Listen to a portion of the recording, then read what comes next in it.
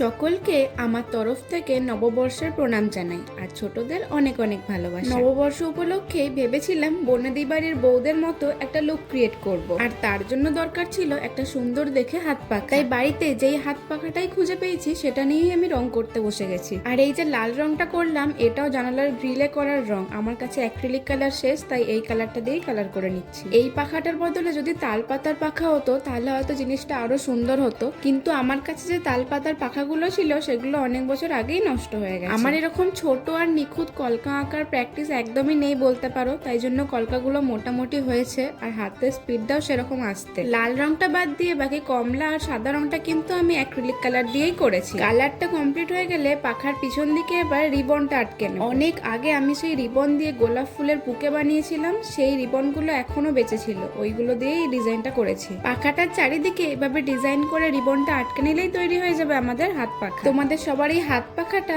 আর আমার লুকটা কেমন লাগলো সেটা কিন্তু অবশ্যই কমেন্টে জানিও। আর ভিডিওটি ভালো লেগে থাকলে লাইক এবং চ্যানেলটি সাবস্ক্রাইব করতে ভুলো না। দেখা হচ্ছে আবার নেক্সট ভিডিওতে।